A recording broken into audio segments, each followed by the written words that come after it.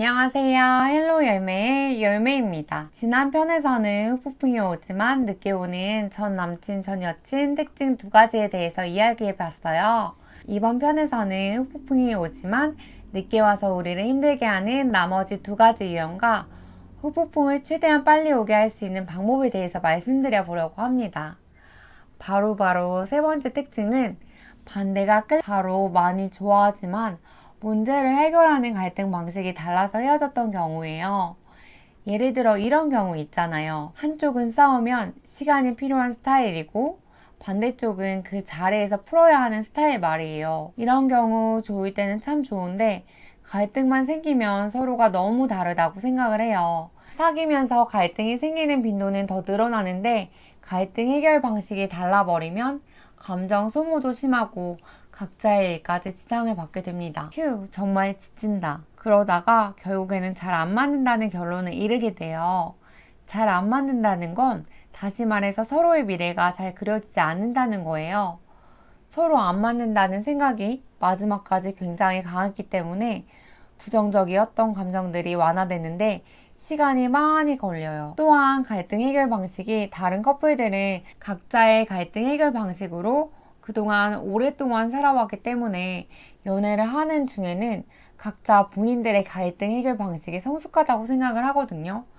그래서 상대방은 굉장히 미성숙하다는 생각을 하기도 해요. 그래서 헤어지고 시간이 지나서 서로가 더 성숙해지고 서로에 대한 입장을 생각하게 되어서야 서로가 다르다는 걸 인정하게 됩니다.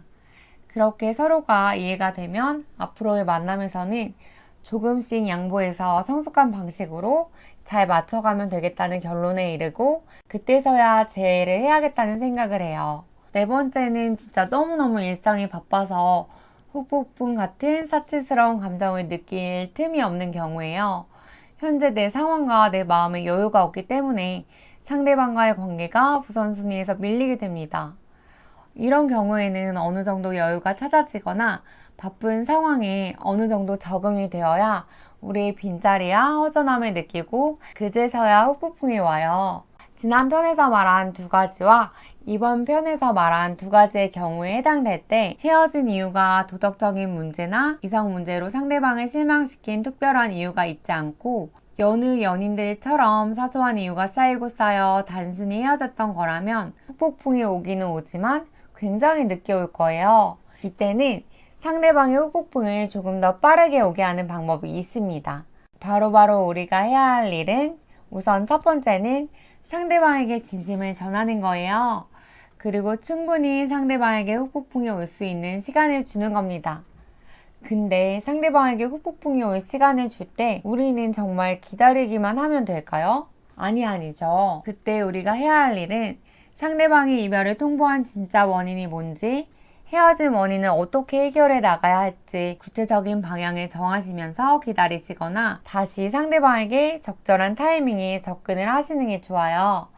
예를 들어 연애 중에 우리가 서운함을 많이 표현해서 상대가 힘들어했다면 도대체 우리는 어떤 부분에서 서운함을 많이 느끼는지, 우리의 서운함 때문에 반복해서 싸웠던 패턴은 어떤 문제였는지에 대해서 생각을 해보는 거예요. 그리고 서운함을 표현하는 방식을 좀 더 성숙하게 바꿔보는 거예요. 사람마다 어떤 부분에서는 서운함을 느끼는 포인트가 분명히 있고 서운함이 없을 수는 없거든요.